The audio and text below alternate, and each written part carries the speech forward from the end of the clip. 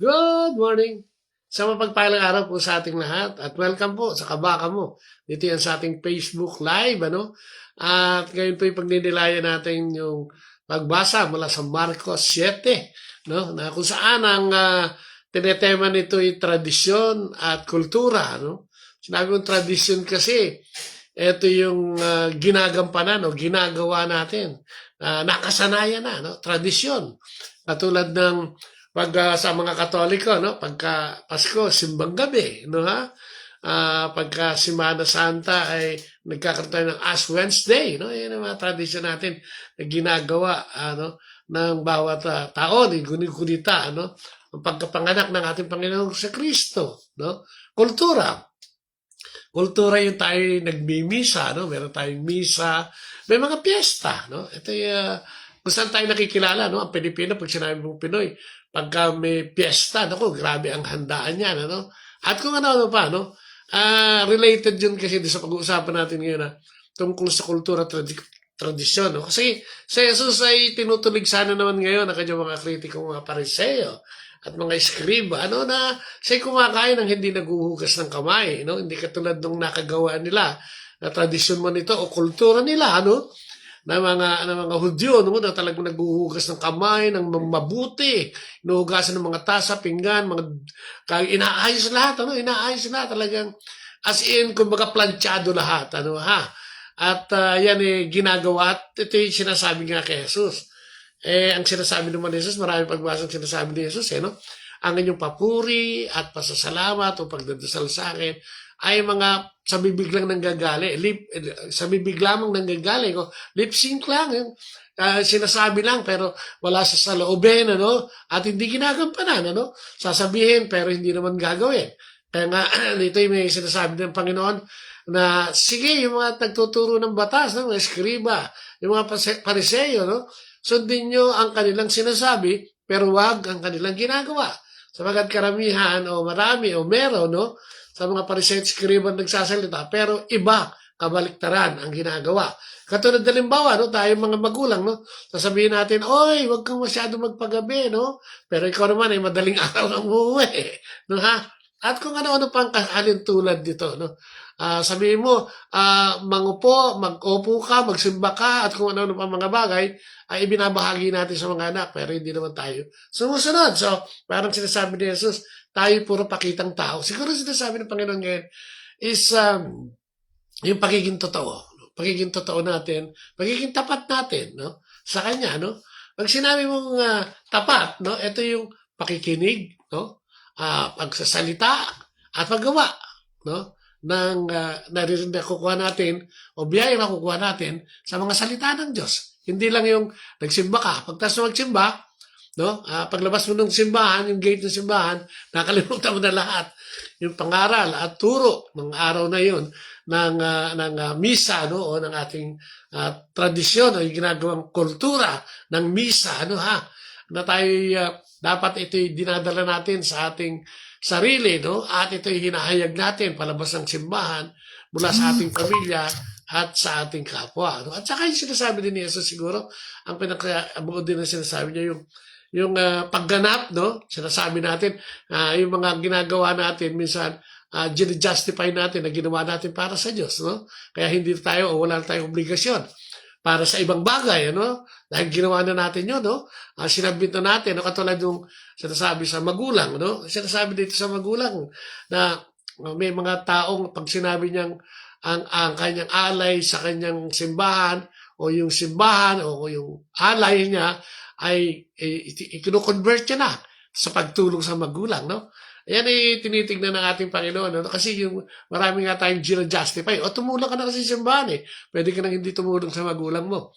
Magandang diinan yan, kasi although sinasabi nga natin, no, marami nagsasabi na walang obligasyon ang anak para sa magulang, no?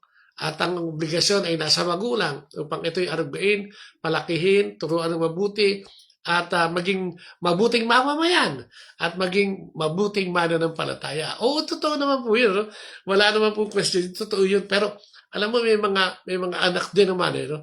Na kahit na alam nila na wala silang obligasyon sa kanilang magulang, ay ibinabalik, no, yung kanyang yung kanyang mga inani, no? Sa kanyang paglaki, sa kanyang magiging tao na o mamamayan na o nagtatrabaho na, no? O kumikita na, no?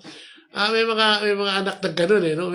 Magugulat ka dahil hindi nila tinitignan, no? Inaalintana yung obligasyon ng magulang. Tayong mga anak kasi, no? Tayong lahat ay naging ngayong magulang at naging anak din naman, ano? Parang napakasarap talaga sa dibdib kung ikaw ay makatulong sa iyong magulang, no? At dapat hindi mo ini-involve ang Diyos dyan. Kung i-involve mo man siya, yan ay ginagawa mo dahil sa pagmamahal mo, sa biyayang ibinigay ng Diyos sa iyo, dyan, through your parent, no? Kasi ang magulang, walang inisip yan kundi mabuti sa anak, eh, no? Kaya siguro, tignan natin yung mga bagay na sinasabi natin at ginagawa. Sa simbahan ay ganun din naman, ano? Dapat na tumulong din tayo sa simbahan, sa abot ng ating makakaya. At maging tapat tayo sa mga bagay na ating ginagawa o yung inatas sa atin. Katulad halimbawa kung halimbawa kay lingkod bayan, ano? Marahil ang pinakamabuti mong magagawa ay ibalik sa tao, no? Yung kanilang simpatya, tiwala, no? No, yung mga bagay na yun, na ikaw ay niluklok. Kung kaya dapat ikaw ay nagbibigay ng serbisyo, no? Sa iyong constituents o sa iyong mga kababayan, no? Dapat din na dahil tayo mga Pilipino, dapat ipinagtatanggol natin ang soberenya ng ating bansa bilang kabuuan, ano ha? Tingnan mo nga ngayon, di ba? May mga sigalot sa Senado, may debate tungkol sa soberenya, tungkol sa yung angking lugar ng Pilipinas at ng ibang bansa, ano ha? At kung minsan ay nagkakaroon ng bastusan dyan, ano, at hindi mabuting salitaan at kaisipan, dahil nga, no, sa hindi natin tinitignan o minamahal yung ating naibigay na tungkulin. Tayo ginanap dyan, inilagay dyan para manungkulan, hindi para sa sarili natin at magyabangan at magpataasan at magpatalinuhan. Ano? Mas maganda siguro kung sinasabi natin na yung OPH, di ba? Ang kailangan natin kasi mga tao, no, yung obedience sa Panginoon, no? Yung prayer para sa isa't isa. At saka yung humility para sa isa't isa.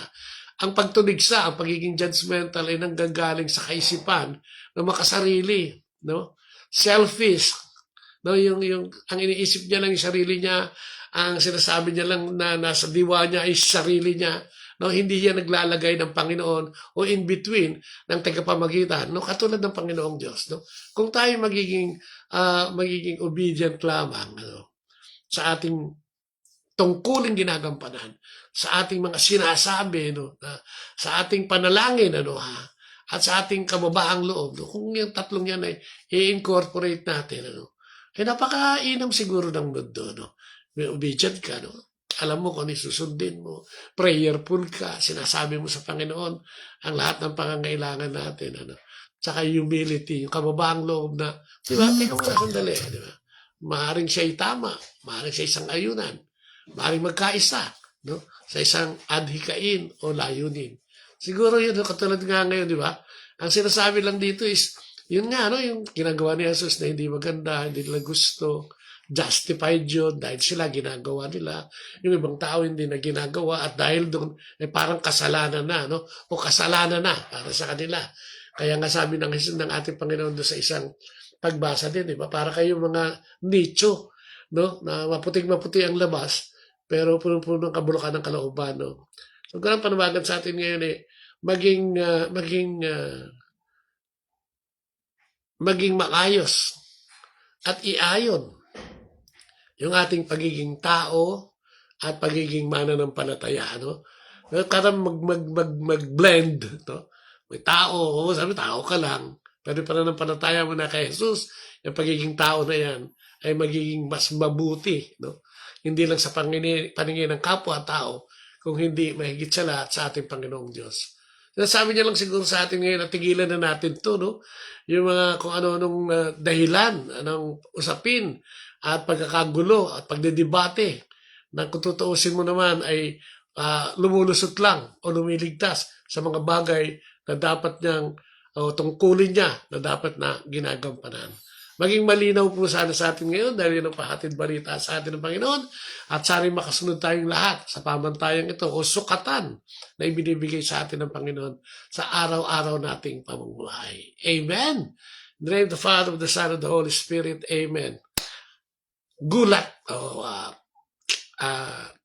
Sa Ilocano sabi niya, kigtot. Yung bigla. Itong mabuting balita ngayon ng ating Panginoon ay talagang, di ba?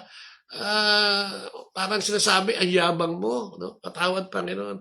Ang yabang mo, marami kang sinasabi pero wala ka namang ginagawa. Ganyan kami, Lord God. Kaya sa panalangin namin ngayon, inihiling namin, Panginoon, na basbasan mo kami. Muli ng grasya ng Espiritu Santo.